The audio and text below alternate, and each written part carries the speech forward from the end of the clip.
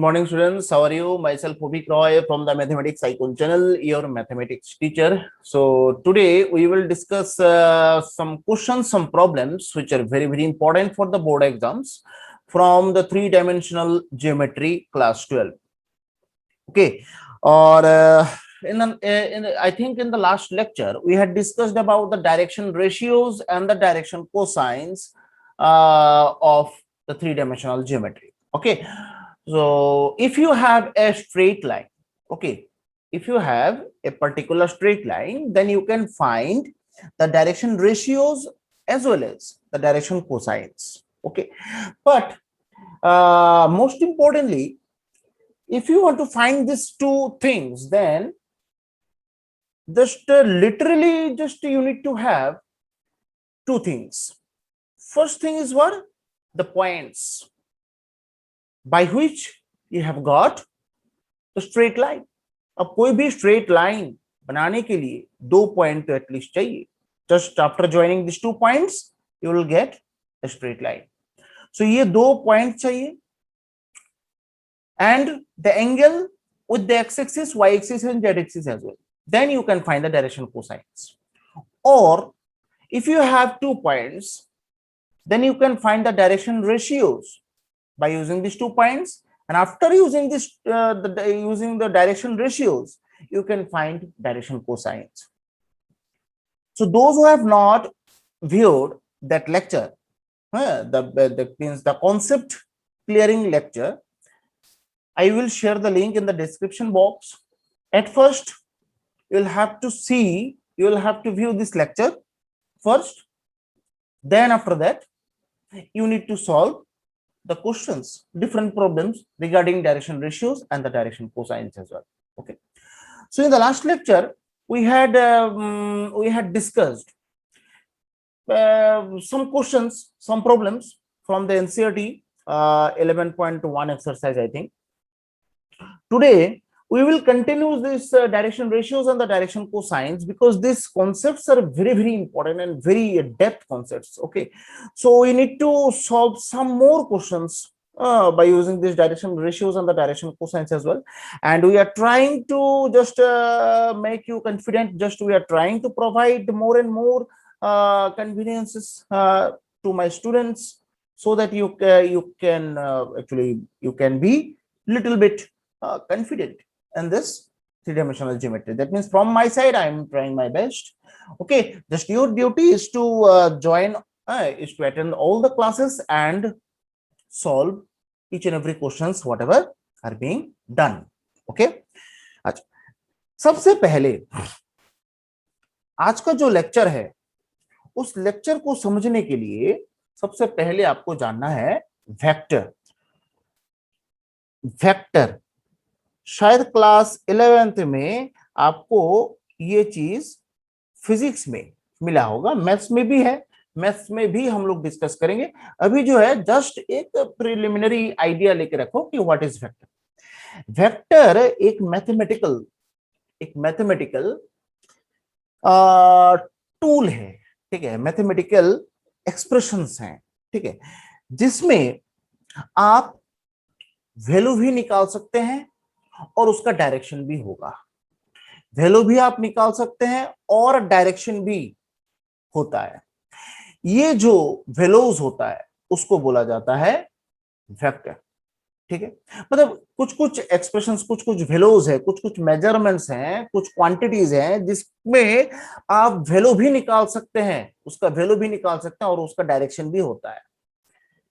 ठीक है, अब किस चीज का डायरेक्शन होता है ना, डायरेक्शन भी होगा और ये भी होगा. जैसे जस्ट लाइक स्पीड है, ये इसका वैल्यू भी आपका होता है और डायरेक्शन भी होता है.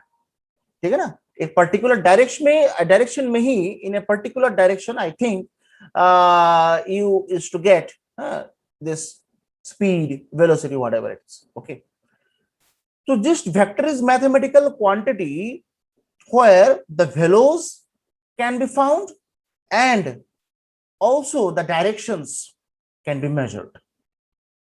These mathematical quantities are called vector. ठीक है, तो जब आप वेक्टर को ये जो थ्री डायमेंशनल ज्योमेट्री है, इसमें आपको दो चीज लेके डील करना पड़ेगा थ्री में, ठीक है। एक है कार्टेशियन कार्टेशियन और दूसरा है वेक्टर, ठीक है। कार्टेशियन मतलब है एक्स वाई जेड। कार्टेशियन मतलब क्या है? X y z, that means normal. अभी तक till now what ever we have got in geometry, that is called the Cartesian.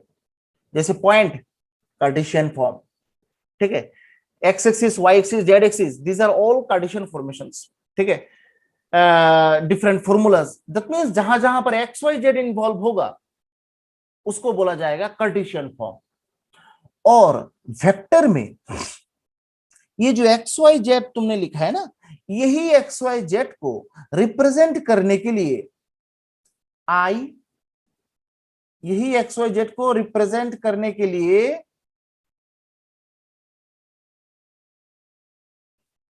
यही एक्स वाई जेड को रिप्रेजेंट करने के लिए आई जे के, ये वेक्टर कंपोनेंट्स हैं with respect to the x axis, y axis and z axis respectively. So whenever you will see this x y z, this are involved, then it is called Cartesian formations. And whenever this I j k, these parts are involved, then it is your vector formation. Okay. Now the question is, what is I j k? It is in the Cartesian formations. I think you used to construct the equations and the different things by using the x, y, z. Okay. But in the vector formations, you will have to use some vector components with respect to the x axis, y axis, and z axis for representing, for actually for constructing the equation of anything. And that is called the vector components I, j, k. ठीक है। अगर मैं उसको थोड़ा figure में consider करूं, that means देखो, ये अगर एक्स एक्सिस, वाई एक्सिस और जेड एक्सिस है, ठीक है। तो x axis, y axis, z axis, ठीक है। अगर ये एक x axis, y axis, z axis है, एक्स एक्सिस के रेस्पेक्ट में आई कैप होता है, वाई एक्सिस के रेस्पेक्ट में एक वेक्टर कंपोनेंट होता है जे कैप, और जेड एक्सिस के रेस्पेक्ट में एक वेक्टर कंपोनेंट होता है के कैप, ठीक है। सो दैट मीन्स जब आप वेक्टर फॉर्मेशन या फिर वेक्टर्स लेकर डील करेंगे, तब आपको एक्स वाई जेड यूज नहीं करना है। एक्स वाई जेड की जगह में आपको क्या यूज करना है? आई जे के, ठीक है, ठीक है।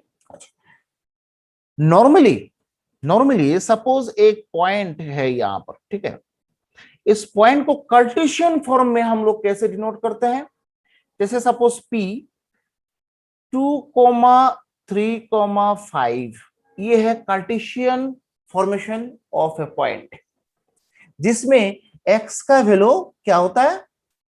कार्टेशियन फॉर्मेशन होता है ना, जिसमें ये होता है x का वैल्यू, ये होता है y का वैल्यू, ये होता है z का वैल्यू, ठीक है। इसको Cartesian formation of A point बोला जाता है। हाँ, अब जब आप उसको वेक्टर में कन्वर्ट करेंगे, if you want to represent this point in the vector formation, then you will have to use one concept, and that is position vector. Position vector. अब बोलोगे सर ये क्या नया नाटक है? पोजीशन वेक्टर मतलब ये सब क्या है? पोजीशन वेक्टर मतलब क्या है? पोजीशन वेक्टर मतलब है just a vector which is which is signifying the location of that particular point is called position vector with respect to the origin, ठीक है। तो पोजीशन वेक्टर निकालने के लिए आपको सबसे पहले क्या करना पड़ेगा? ये जो है ना, ये point that means origin. Position vector always आपको ओरिजिन के रेस्पेक्ट में ही निकालना है। ओरिजिन का कोऑर्डिनेट तो हमें पता है, 0,0,0। ठीक है, तो ये ओ पॉइंट है।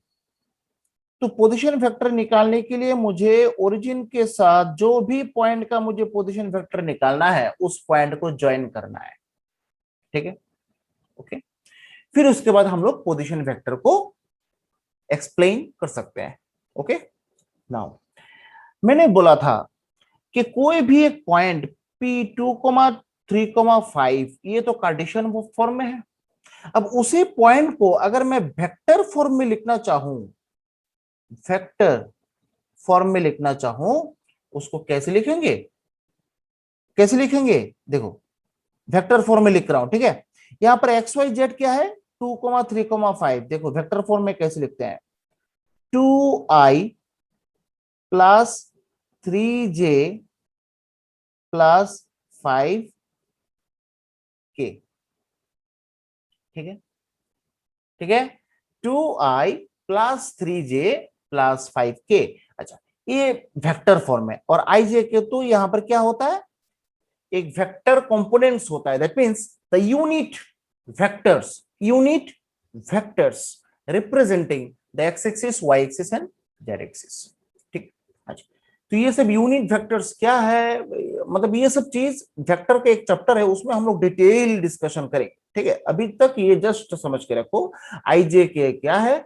आई जे के एक वेक्टर कंपोनेंट है on x axis, y axis and z axis for representing anything, any expressions in the Cartesian form to the vector form.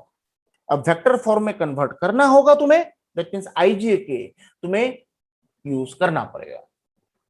ठीक है, अच्छा।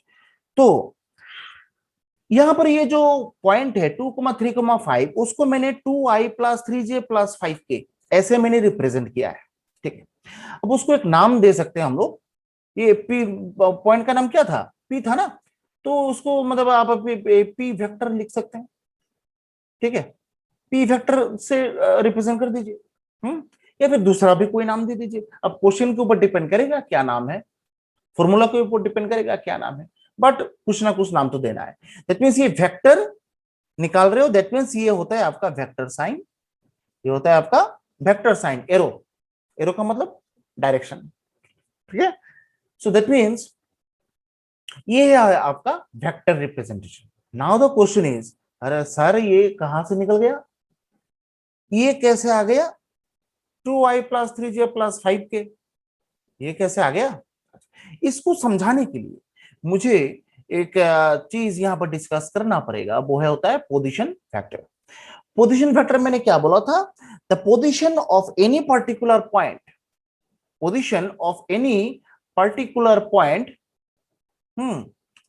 With respect to, with respect to the origin. ठीक है, तो यहां पर देखो, यहां पर देखो, ओरिजिन मतलब क्या है? 0,0,0 पॉइंट, 0,0,0 पॉइंट। ठीक है ना? अच्छा, इसको अगर मैं वेक्टर में रिप्रेजेंट करना चाहूं, 0 into i cap plus 0 into j cap plus है 0 इंटू k कैप। ठीक है, सिमिलरली ये जो p पॉइंट है 2,3,5, उसको अगर मैं वेक्टर में रिप्रेजेंट करना चाहूं तो कैसे होगा? 2i cap 3j cap 5k cap. ठीक, अगर तुम्हें बोला जाए कि ओपी, ये जो लाइन है, ये जो वेक्टर है, ठीक है, ये जो ओपी, ओपी, ठीक है, इसको क्या बोला जाता है? OP vector. ठीक है, ये जो ओपी वेक्टर अगर तुम्हें निकालना है तो हम लोग कैसे निकालेंगे? देखो, ओपी वेक्टर, ओपी वेक्टर कैसे निकालेंगे? ओपी वेक्टर होगा, देखो, है। अगर तुम्हें बोला जाए कि ओपी वेक्टर निकालो, क्लास 11th में तुमने ये फॉर्मूला सीखा होगा। देखो, जो सेकंड में है, जो सेकंड में है वो पहले आएगा, जो फर्स्ट में है वो बाद में आएगा। देखो, टू, यहां पर क्या है, फर्स्ट में क्या है, two, two minus zero i cap, two minus zero i cap, three minus zero, three minus zero j cap, plus five minus zero k cap. ठीक है, तो क्या आ रहा आंसर यहां पर, two i cap plus three j cap plus five k cap. तो ये होता है, कोई भी पॉइंट को अगर मैं वेक्टर में रिप्रेजेंट करना चाहूं तो ओरिजिन के रेस्पेक्ट में आपको निकालना पड़ेगा। और ओरिजिन मतलब क्या है, 0,0,0 है। इसलिए क्या होता है, जो पॉइंट का कोऑर्डिनेट होता है ना, उसको ही डायरेक्ट आईजेके के साथ इन्वॉल्व कर दो, तो मिल जाएगा तुम्हें एक पॉइंट का पोजीशन वेक्टर। ठीक है, क्योंकि 0,0,0 है। देखो यहां पर फॉर्मूला है, ये स्ट्रक्चर है, 0,0,0, कोई फर्क नहीं पड़ता, there is no effect no.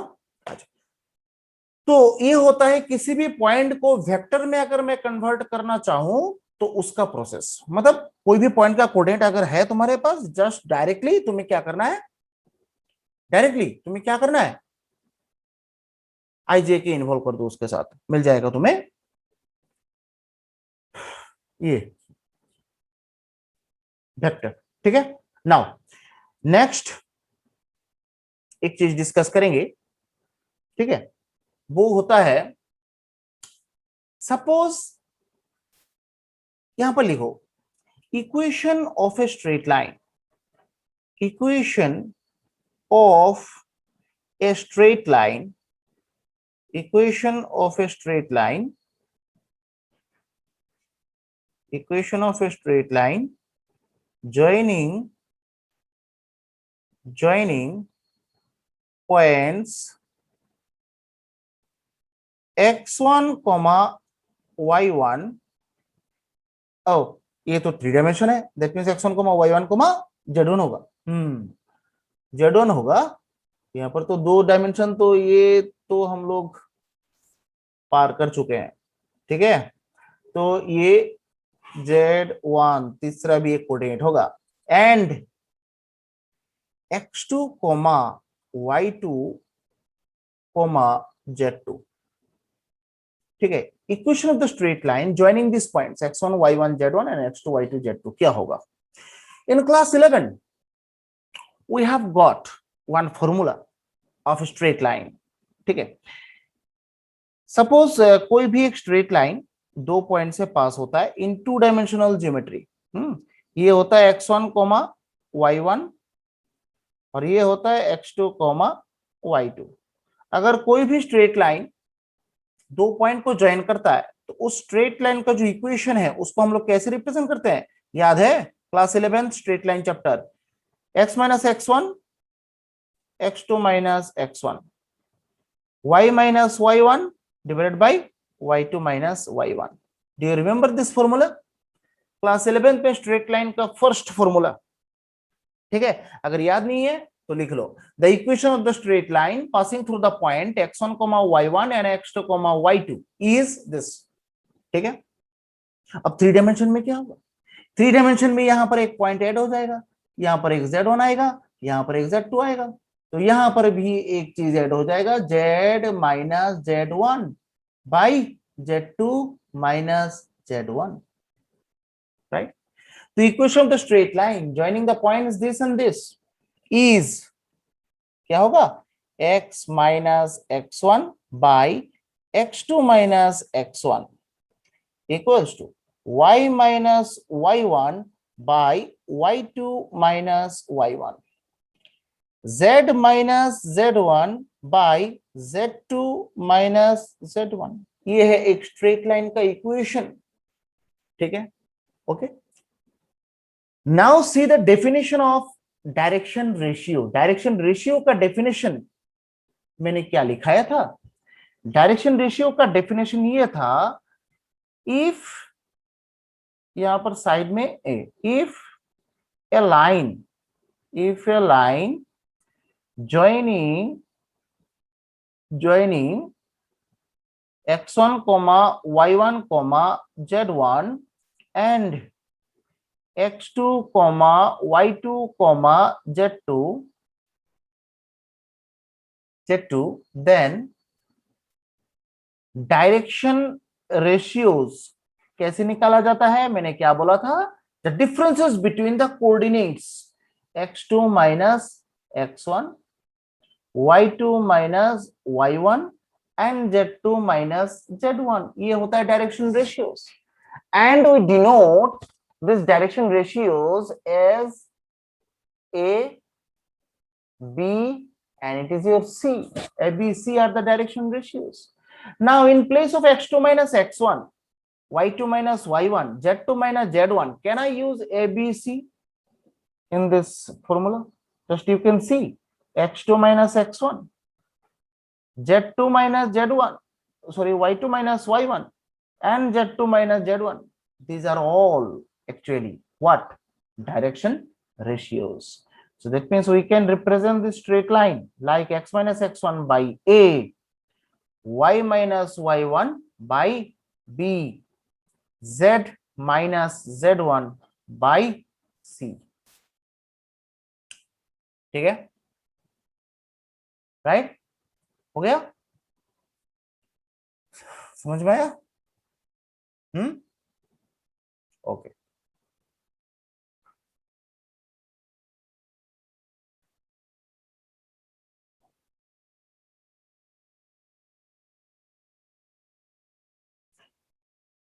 ठीक है, तो ये होता है एक स्ट्रेट लाइन का इक्वेशन. इसको बॉक्स करो और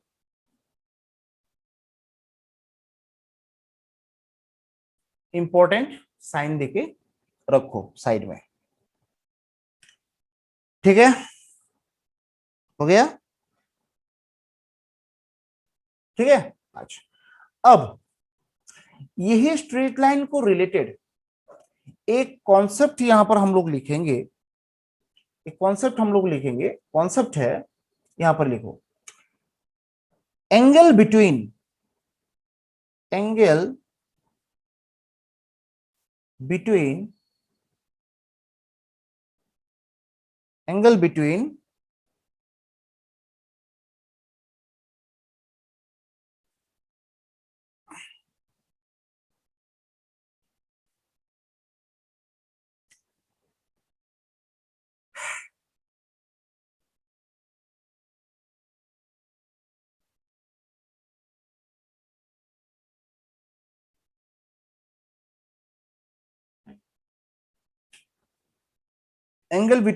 two vectors.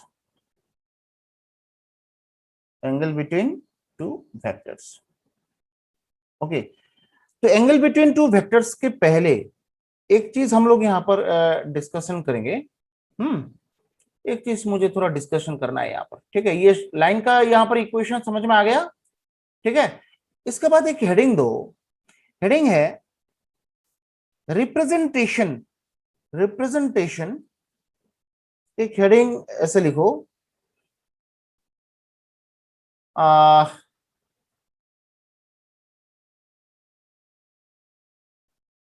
Representation of A line. ऐसे लिखो, representation of A line, representation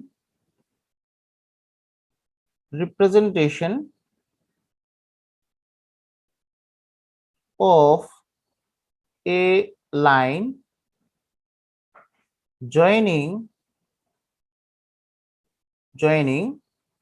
x1 comma y1 comma z1 and x2 comma y2 comma z2 in vector form. ये हेडिंग होगा. ठीक है, वेक्टर फॉर्म. इट मींस एक straight line का equation जो है ना, ये दिखाई दे रहा है ना, उसको अब वेक्टर फॉर्म में कैसे लिखेंगे. ठीक है, ये कार्टेशियन फॉर्म लिखो. ये कार्टेशियन फॉर्म है. दैट मींस एक स्ट्रेट लाइन का इक्वेशन जॉइनिंग दिस पॉइंट्स, ये इसको अगर मैं कार्टेशियन फॉर्म में लिखना चाहूं तो कार्टेशियन फॉर्म में मैं ऐसे लिख सकता हूं उसको, ठीक है। It is the Cartesian form of the straight line. अगर आपको vector form of the straight line जानना है, vector form of the straight line कैसे लिखा, मतलब लिखा जाता है, कैसे निकाला जाता है बोलिए, ठीक है। तो यहां पर सपोज नाउ यहां पर पॉइंट्स क्या क्या है, यहां पर तो पॉइंट्स देखो नाम दे देते हैं। ए, ये x1 y1 z1, okay, and B x2 y2 z2, ठीक है। अब इस जो ये जो पॉइंट है, इस पॉइंट को अगर मैं वेक्टर फॉर्म में, पोजीशन वेक्टर फॉर्म में लिखना चाहूं, पोजीशन वेक्टर क्या होगा, ओ ए। पोजीशन वेक्टर क्या होगा, O A. O is the origin and A is the point. O A, उसको हम लोग कैसे लिखेंगे, याद है कुछ देर पहले पोजीशन वेक्टर डिस्कस किया था मैंने। ओ ए 11th में भी था, ठीक है। कैसे होता है, just coordinate x1 i cap, y1 j cap, z1 k cap, right. And B point का पोजीशन वेक्टर क्या होगा, ओबी। ओबी, ओबी वेक्टर कैसे लिखेंगे, x2 i cap, y2 j cap and z2 k cap, ठीक है। तो अभी जो लाइन है, लाइन मतलब कौन सा लाइन है, ए बी, उसका वेक्टर फॉर्म निकालना है। दैट मींस ऊपर वेक्टर साइन ऐसे देना है आपको, ठीक है। तो ए बी लाइन का वेक्टर फॉर्म क्या होगा, ठीक है। तो किसी भी लाइन का अगर तुम्हें वेक्टर फॉर्म निकालना है तो हमेशा मैंने बोला था आपको, सबसे पहले आपको क्या लेना है, ये पीछे वाला लेना है, फिर आगे वाला लेना है, ठीक है। तो पीछे वाला मतलब यहां पर क्या है, O B. O B that means हर एक पॉइंट का पोजीशन वेक्टर, देखो ये माइनस ओ ए, माइनस ओ ए, देखो। अब कोई भी पॉइंट हो, कोई भी नाम हो, ए पॉइंट बी पॉइंट आपने नाम दिया है, तो that means you need to find the position vectors first. After getting the position vector, just you need to follow this process. That means the second one will be in the first and the first one will be in the second. ठीक है ना। ये जो बाद में रहेगा B, that means OB पहले आएगा और A पॉइंट पहले है, वो बाद में आएगा, ठीक है। सो OB माइनस OA अगर मैं यहां पर करूं, that means ये माइनस ये करेंगे तो क्या आएगा, देखो तो x2 माइनस x1 आई कैप, मतलब इससे ये माइनस करना है, प्लस y2 माइनस y1 जे कैप, ठीक है, और z2 माइनस z1 के कैप। देखो तो ऐसा स्ट्रक्चर आता है कि नहीं किसी भी स्ट्रेट लाइन का जो इक्वेशन है उसका, हाँ। और ये जो x2 minus x1 y2 minus y1 z2 minus z1 तुम्हें दिखाई दे रहा है, ये सब क्या है, what they are the direction ratios. You can see the direction ratios, x2 minus x1 y2 minus y1 z2 minus z1. So that means a I cap, b j cap, c k cap. That means कोई भी straight line का equation हो, अगर मैं उसको vector form में represent करना चाहूं, देन ये होता है structure a i cap plus b j cap plus c k cap. और जहां पर एबीसी क्या होता है, एबीसी क्या होता है, एबीसी होता है डायरेक्शन रेशियोज, ठीक है। सो दैट मींस अगर तुम्हें कोई भी स्ट्रेट लाइन का इक्वेशन अगर कार्टेशियन फॉर्म में एक्सप्रेस करना है तो आप ऐसे एक्सप्रेस करेंगे, और वेक्टर फॉर्म में एक्सप्रेस करना है that means you can express this like that, a i cap plus b j cap plus c k cap. और जहां पर ए बी सी ये सब क्या होता है, डायरेक्शन रेशियोज होता है, ठीक है, ओके। अब यहां से भी निकाल सकते हैं, ऐसा कोई मैटर नहीं है, यहां से भी निकाल सकते हैं, हम लोग डिस्कस करेंगे ये सब, ठीक है। अब अलग अलग करके कार्टेशियन फॉर्म और वेक्टर फॉर्म हम लोगों ने सीख लिया है for a particular straight line. That means how can you represent a one particular straight line in the vector form as well as in the Cartesian form, ठीक है। Cartesian form जो है ये हम लोग को क्लास 11 पे मिला होगा, मिला है, नॉट मिला होगा। ओके, सो ये पार्ट एक्स्ट्रा आया है, that was extra actually, that is extra z minus z1 by z2, but in class 11 we didn't get the z minus z1 by z2 minus z1 because there was the straight line chapter in class 11 in two-dimensional form, not in three-dimensional form. Okay, तो ये होता है straight line का मतलब दो formations, Cartesian and vector. Now अब मुझे तुम बोलो, if you just suppose a straight line का इक्वेशन तुम्हें दिया गया, ठीक है, straight line, suppose straight line का इक्वेशन तुम्हें दिया गया ए वेक्टर, ये वेक्टर फॉर्म में होगा, ठीक है, a vector equals to 5 i cap plus 7 j cap plus 3 k cap. तो मुझे बोलो ये जो लाइन तुम्हें दिया गया, इस लाइन का डायरेक्शन रेशियोस क्या क्या होगा, क्योंकि एक लाइन का जो वेक्टर फॉर्म है वो फॉर्म कैसे बनता है, कोई भी लाइन हो सकता है, a i cap plus b j cap plus c k cap, मतलब कोई भी लाइन आपको दिया जाए, ठीक है, उस लाइन में आई जे के का कोफिशिएंट्स जो होगा, this coefficients are called direction ratios, मतलब आई जे के का जो कोफिशिएंट होगा वो ही यहां पर डायरेक्शन रेशियो होगा। एम आई राइट? ठीक है, so that means a straight line अगर इस फॉर्म में है तो direction ratio of the straight line क्या होगा, डायरेक्शन रेशियो क्या होगा, 5 7 एंड 3, राइट। अगर आपको डायरेक्शन रेशियो पता है, डायरेक्शन कोसाइंस क्या होगा रे भाई, डायरेक्शन कोसाइंस कैसे निकाला जाता है, 5/√5 square plus 7 square plus 3 square, comma 7/√5 square plus 7 square plus 3 square and 3/√5 square plus 7 square plus 3 square, ठीक है। सो दैट मीन्स कोई भी एक स्ट्रेट लाइन का इक्वेशन अगर वेक्टर फॉर्म में गिवन है, then you can get the direction ratios directly. After getting the direction ratios you can use the formula, you can use the conversion, and the conversion is what that was written in the direction ratio and the direction cosines first lecture. If you want to know this concept, the conversions, that means how can you convert the direction ratio to the direction cosines, then visit that lecture number 1 from the direction ratio and the direction cosines, and I will share the link also. Just if you want to see that lecture, then you can enjoy this lecture, okay, in the description box that will be given. So ये होता है direction cosines, just you can find the answers and you will get the direction cosines and the direction ratios already given, okay.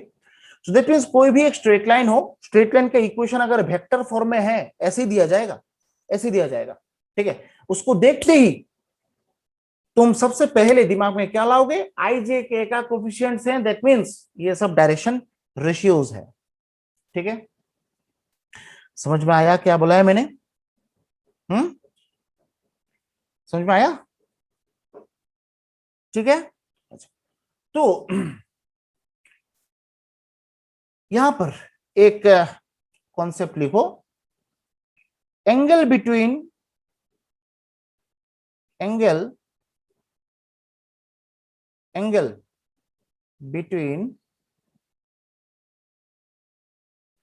two straight lines, angle between two straight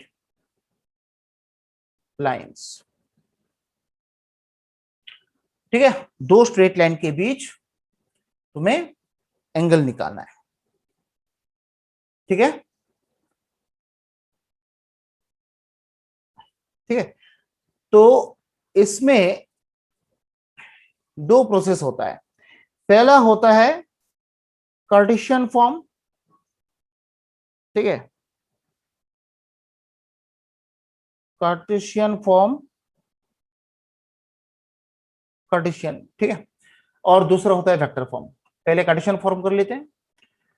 तो if Cartesian form करने से पहले तो तुम्हें line का जो equations है वो तो एज्यूम करना पड़ेगा। If two straight lines, if two straight lines, if two straight lines,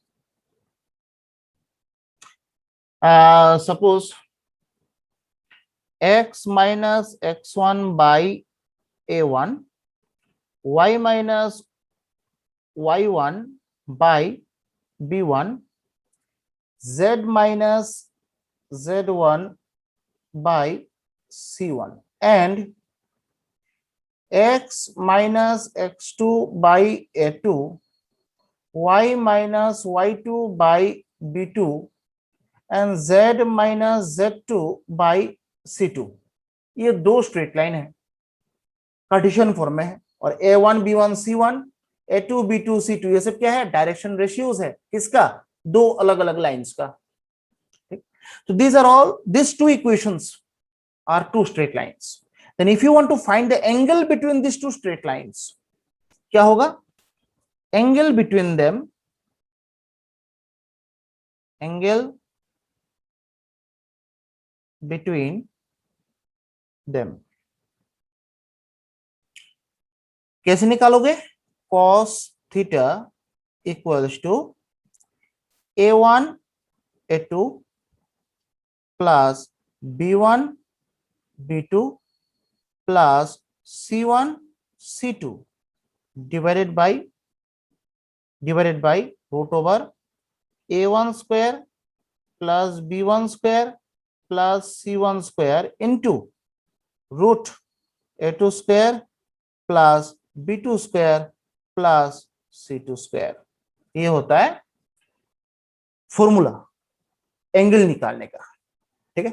so that means यहां पर क्या पता चल रहा है? Just if you want to find the angle between these two straight lines, then you should know the direction ratios of two lines individually, and that can be considered, that can be actually determined after getting the straight line equations, because in the three-dimensional geometry the straight line equations will be in the form just like x minus x1 by a1, just like that.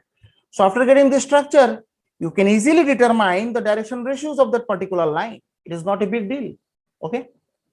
So it is the angle between two straight lines and it is the Cartesian form.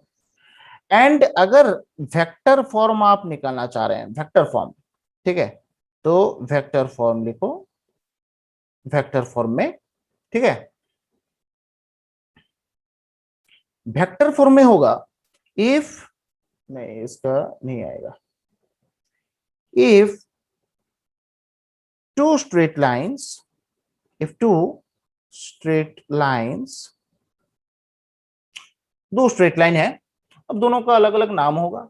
Suppose A vector नाम दे देते हैं, उसमें लिखते हैं a1 आई cap, b1 जे cap, c1 के cap, ठीक है ना। देखो यहां पर लाइन, ये देखो फर्स्ट लाइन का डायरेक्शन रेशियो क्या है? a1 b1 c1, इसलिए लाइन का इक्वेशन देखो क्या बन गया। मैंने बोला था वेक्टर फॉर्म क्या है, जस्ट यहां पर डायरेक्शन रेशियोज के साथ आई जे के मार दो, हो जाएगा vector form of the straight line. ये है पहला स्ट्रेट लाइन। दूसरा स्ट्रेट लाइन है बी वेक्टर, उसको नाम दे दो a2 i cap, b2 j cap and c2 k cap, ठीक है। ये दोनों लाइंस है actually in vector form and that's why you are using this vector sign, ठीक। अब दोनों स्ट्रेट लाइंस अगर आपके पास है, then you can find the angle between these two lines, angle between these two lines, angle कैसे होगा? एंगल वही cos theta equals to a vector dot b vector divided by modulus of a vector dot not dot into v vector। ठीक है। अब बोलोगे sir ये dot, ये जो डॉट आपने लिखा है ये क्या है एक्चुअली, ये क्या है? ठीक है, फॉर्मूला तुम यहां पर कंप्लीट हो गया, फॉर्मूला यहां पर लिख लो। ठीक है, डॉट प्रोडक्ट तो क्लास 11th में आपको वेक्टर चैप्टर में मिला है? वेक्टर चैप्टर में तो आपको मिला होगा कि डॉट प्रोडक्ट कैसे निकाला जाता है दो वेक्टर्स का। ठीक है, डॉट प्रोडक्ट सपोज यहां पर नोट देके लिखे रखो, नोट अगर किसी को पता नहीं है just you can write. Okay, अगर यहां पर ए वेक्टर देखो, ए वेक्टर भी है बी वेक्टर भी है, अगर तुम्हें ए वेक्टर और बी वेक्टर के बीच डॉट निकालना है तो यहां पर याद रखो whenever just you are finding the dot product, dot दो टाइप का प्रोडक्ट होता है वेक्टर में, डॉट प्रोडक्ट, क्रॉस प्रोडक्ट। ठीक है, और there are two different ways to find the product. Dot product में अलग है और इसमें अलग है, क्या बोलते हैं उसको, क्रॉस प्रोडक्ट में अलग है।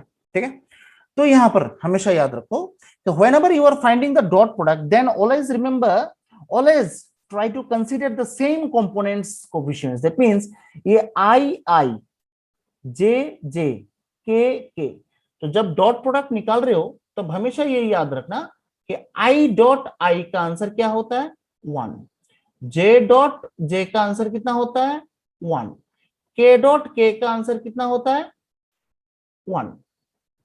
ठीक है, और डिफरेंट जो होता है ना i डॉट j क्या होता है 0, j डॉट k 0 होता है। ठीक है, फिर i डॉट k ये सब 0 होता है। दैट मीन्स ये डिफरेंट कंपोनेंट्स का डॉट ऑलवेज 0 होगा, सेम कंपोनेंट्स का डॉट ऑलवेज 1 होगा। सो दैट मीन्स, तो मुझे तो लग रहा है जब whenever we need to find the dot product of two vectors then I think the same components के बीच ही होगा, क्योंकि डिफरेंट कंपोनेंट्स तो 0 हो जाएगा ना। ठीक है ना, तो दैट मीन्स ये दोनों लो, that means a1 a2 that means ये देखो